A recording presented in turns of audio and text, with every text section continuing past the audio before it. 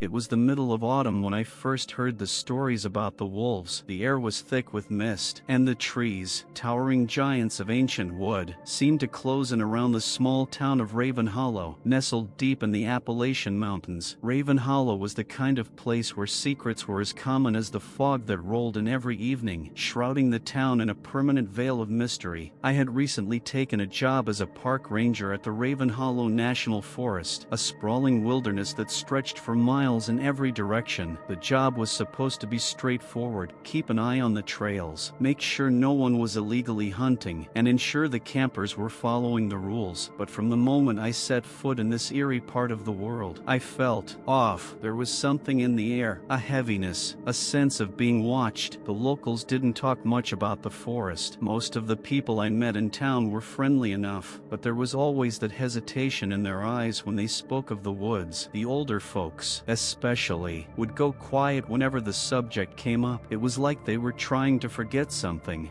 they didn't want anyone, especially newcomers like me, to know. One evening, while sitting at the local diner, I overheard a conversation between two old men at the counter. They were talking about the wolves. At least, that's what I thought at first. Their voices were low, as if they didn't want anyone to hear. "You ever heard the stories, Sam?" the first man asked, his voice gravelly from years of smoking. "I've heard them all," Sam replied, "but it's more than just stories, George. You know that." George leaned in closer, his eyes flicking nervously around the diner before he whispered, "Dire wolves. They say they still roam the forest, just like they did centuries ago. Bigger than any wolf you've ever seen, eyes that glow like fire, teeth that could rip you apart in seconds, and they hunt together, like a pack. But they're not like any pack you've ever known. They're different. They're not just wolves, they're something older." I froze. A chill ran down my spine, and I couldn't help but listen closer. "You believe that nonsense?" Sam scoffed. "It's not nonsense, Sam. Not if you've seen them with your own eyes. Some folks, they say they've heard the howls at night, deep in the woods, but no one dares to go in after dark anymore." The hairs on the back of my neck stood up as I overheard the conversation. It was the kind of talk that would make anyone roll their eyes, but there was a certain weight to their words that unsettled me. I knew I had to investigate. The forest was my responsibility now, after all, but little did I know, that night would be the beginning of something far darker than I ever imagined. This story seems to be getting scarier, doesn't it? If you want more stories like this, be sure to like and subscribe to the channel. This helps create even more scary for you.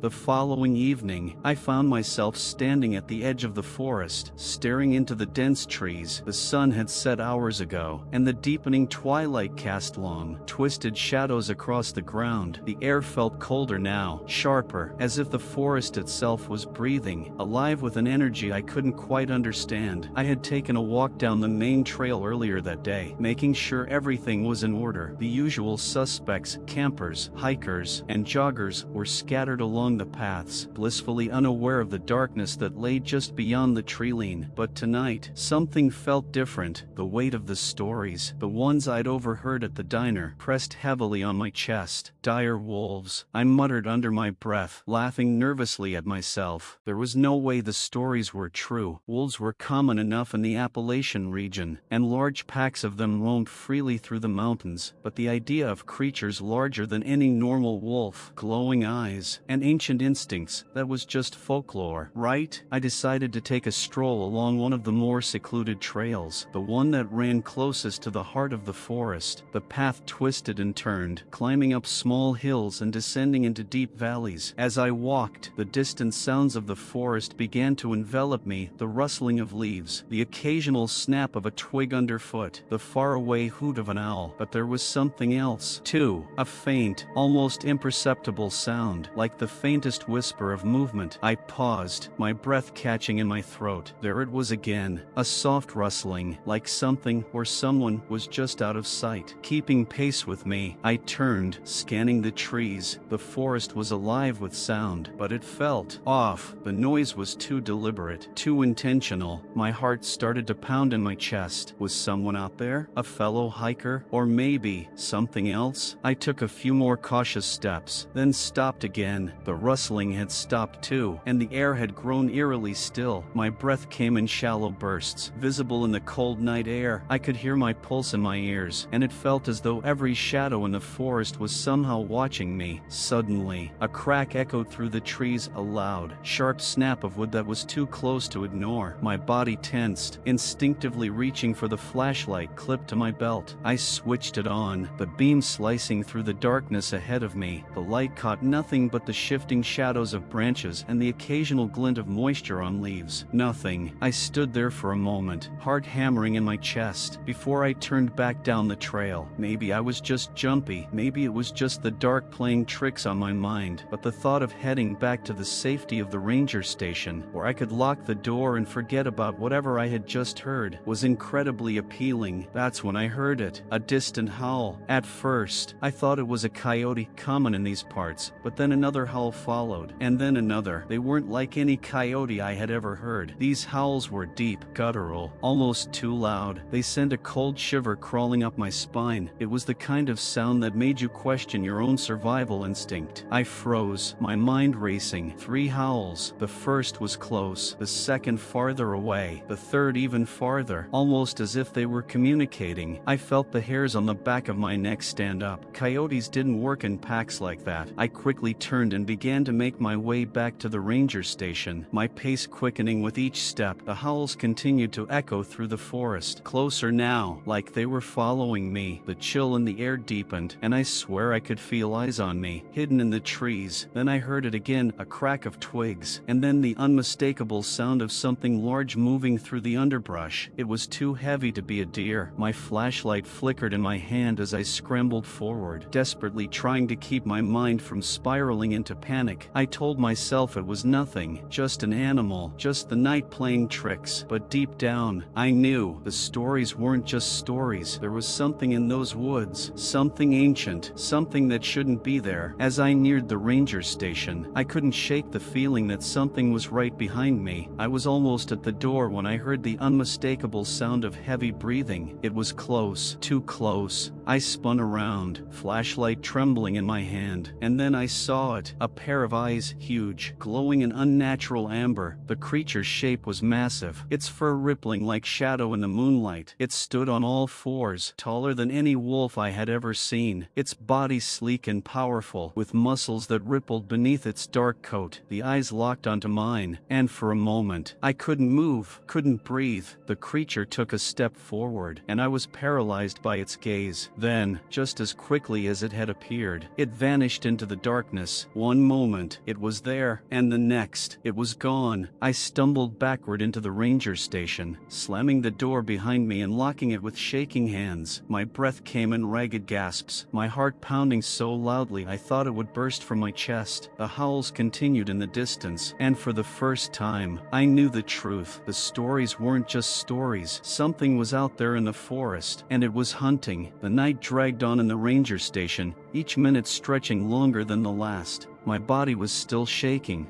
but I couldn't force myself to sleep. Every time I closed my eyes, I saw those eyes, amber, glowing, burning into me. They weren't just the eyes of a wolf. No, they were the eyes of something far older, far more dangerous.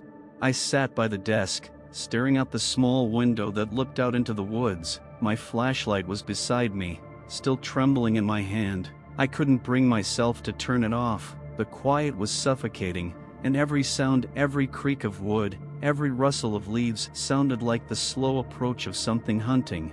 I kept thinking back to what the old man, George, had said at the diner. They're not just wolves, they're something older. And suddenly, those words had weight. I had never believed in supernatural creatures, in legends or myths, but what I saw tonight wasn't something that could be explained away. No animal, no matter how large, could vanish so quickly without a trace. The howls continued throughout the night, sending shivers down my spine each time they pierced the stillness. The forest, usually so full of life, felt more like a graveyard. The air had a strange stillness to it, and the wind seemed to carry a deep, guttural growl. The hairs on the back of my neck stood up every time a branch cracked or a twig snapped. By dawn, I could no longer sit idly. I had to find out more. I couldn't just wait around for the creature to come back.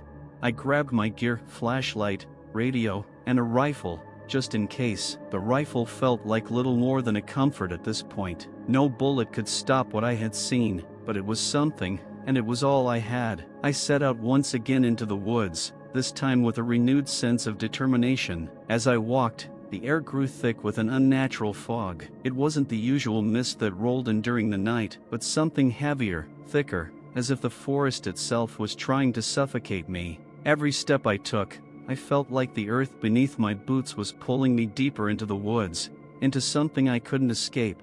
I had learned a few things about the forest during my time here. There were areas where no one dared to go. Local legends spoke of a section of the woods called the Hollow's Edge, a place so dark and twisted that even the bravest hunters avoided it. But I wasn't going to turn back. Not now. Not after what I had seen. I reached the entrance to Hollow's Edge by mid-morning. The fog was thick here, and the trees stood like silent sentinels, their gnarled branches reaching toward the sky like twisted hands. The air felt colder here, and my breath came out in visible clouds. I paused at the edge of the trail, my eyes scanning the shadows. The hair on the back of my neck prickled again. Something was wrong. I moved forward, the crunch of leaves beneath my boots echoing in the eerie silence. The deeper I went, the more the forest seemed to close in around me. The air grew heavier, pressing against me, as if the trees themselves were leaning in to listen to my every movement. And then, there it was again, a snap of branches,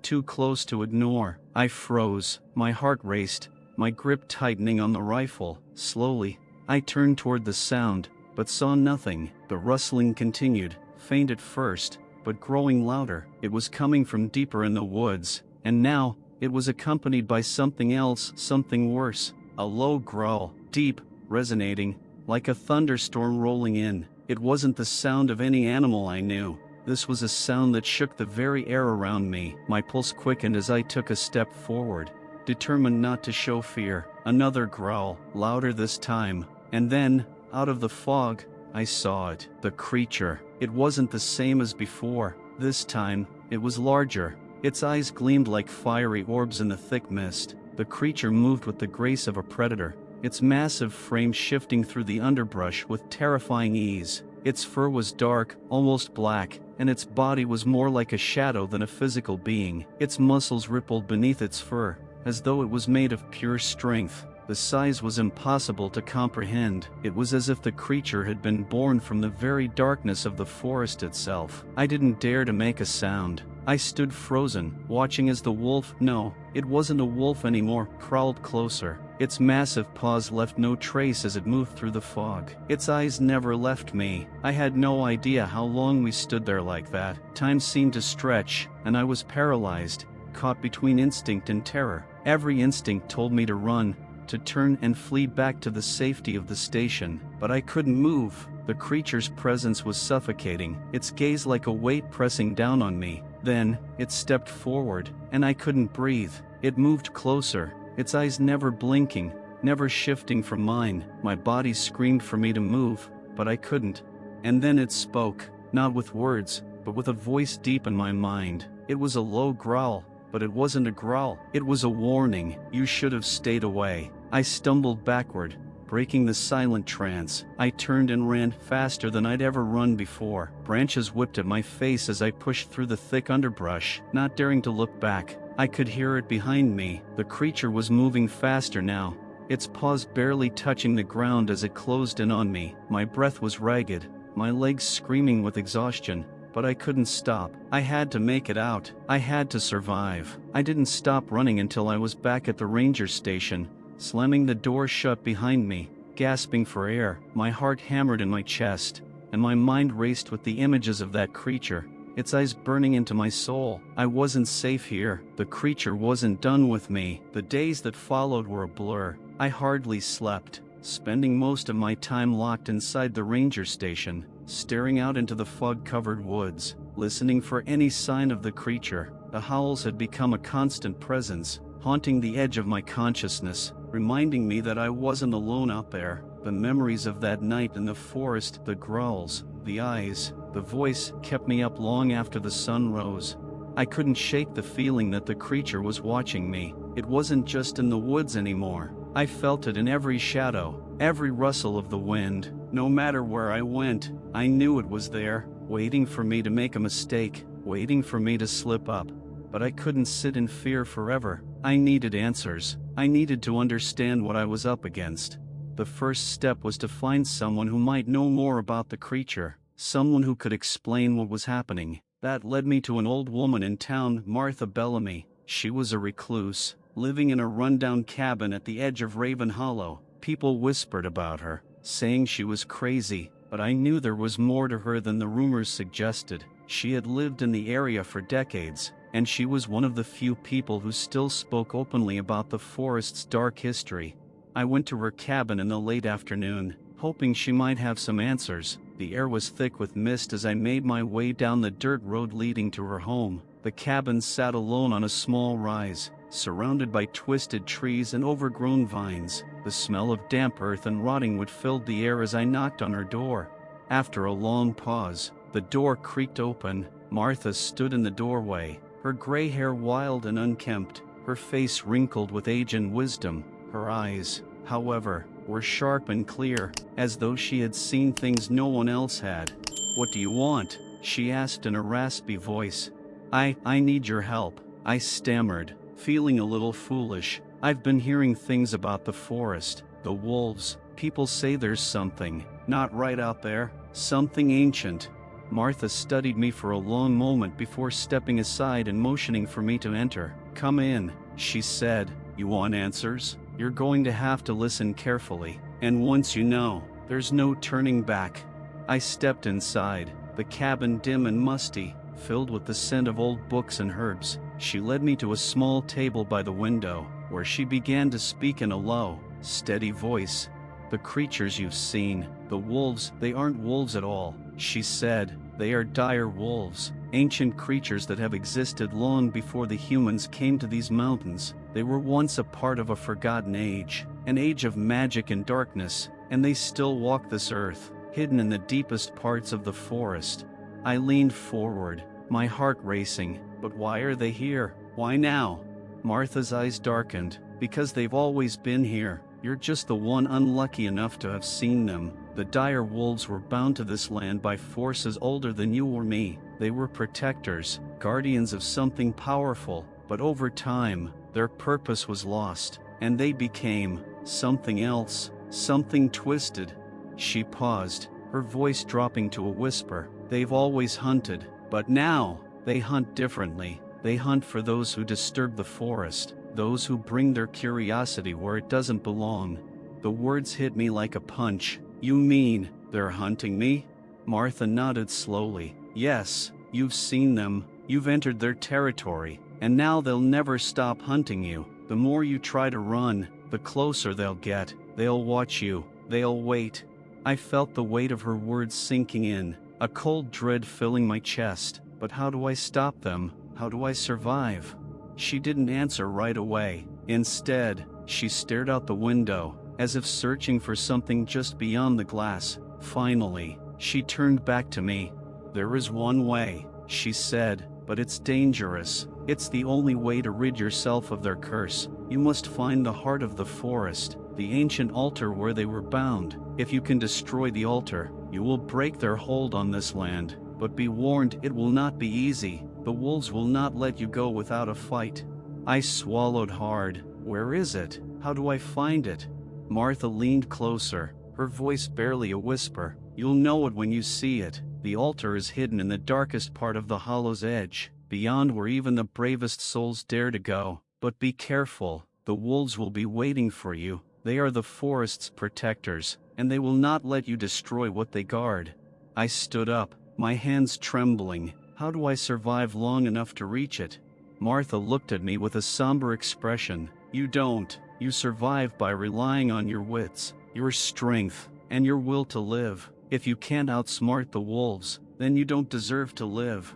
With that, she fell silent. I could feel the weight of the task ahead pressing down on me. I had no choice. The creature had already found me once, and it would come for me again. The only option was to face it head on. But I knew one thing for sure: if I was going to survive, I had to enter the heart of the forest, to find the altar and destroy it. and I had to do it before the wolves found me first.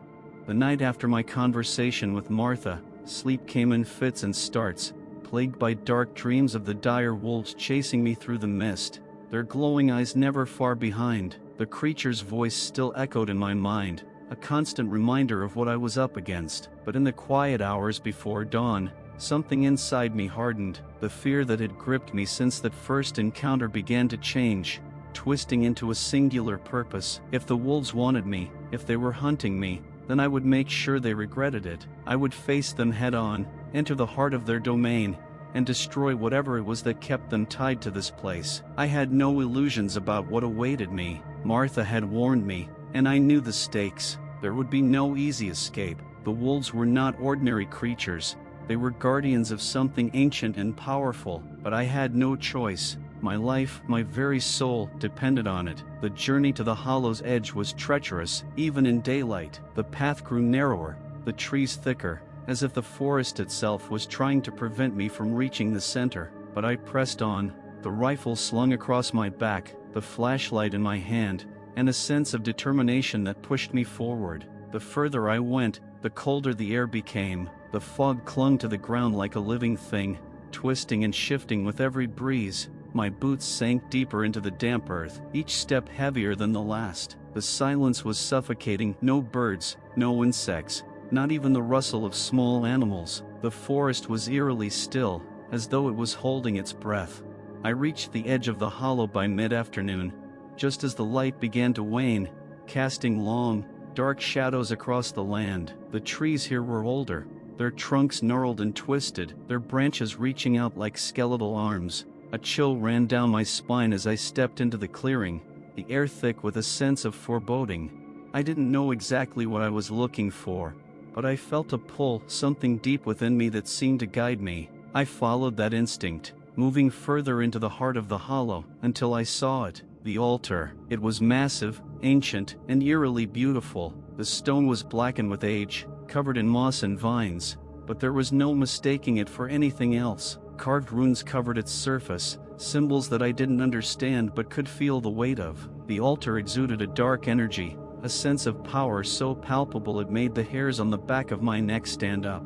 I approached cautiously, every instinct screaming at me to turn back. The fog had thickened around me, making it harder to see. The air was heavy, thick with a presence I couldn't explain, like the very forest itself was watching me, waiting for me to make a mistake. Then I heard it, the unmistakable sound of heavy paws hitting the ground. I turned sharply, and there it was, the creature. It stood at the edge of the clearing, its amber eyes glowing with an unnatural light. The air around it seemed to ripple with power, and its body was impossibly large, more like a shadow than a physical being. Its fur was matted with dirt and leaves, its muscles tense and coiled, ready to strike. I froze, my heart pounding in my chest. It was exactly like the first time I saw it, but now there was a difference. This time, it was not just a predator, it was a force of nature, something far beyond anything I had ever encountered. For a moment, neither of us moved. The creature's gaze was fixed on me,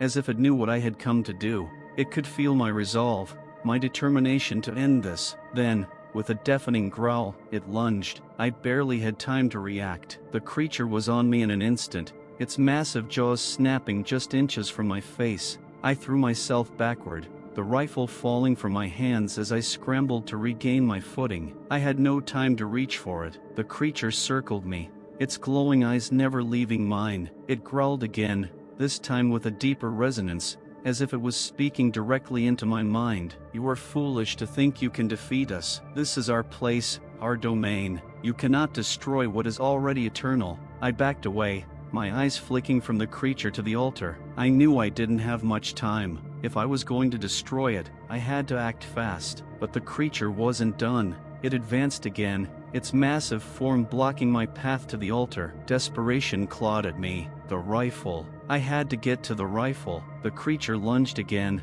but this time, I was ready. I ducked and rolled, narrowly avoiding its teeth as it snapped at me. My hands found the rifle, and I brought it up just in time to fire a shot. The bullet hit the creature's side with a sickening thud, but it didn't stop. It didn't even flinch. The wound sealed almost instantly, as though the creature was impervious to the bullets that should have brought it down. The creature snarled and raged and swiped at me with its claws, but I managed to dodge, barely. I knew I couldn't defeat it like this. The rifle was useless. I needed to finish what I had come here to do. With a surge of determination, I dashed toward the altar, the creature hot on my heels. My breath was ragged, my legs aching, but I couldn't stop now. I reached the altar, my fingers brushing against the cold stone. The runes seemed to pulse with a dark energy, and I knew this was it, the moment I had to destroy what had bound the wolves to this land. I pulled out the small vial of acid that Martha had given me. She had told me it was the only way to break the ancient magic. With trembling hands,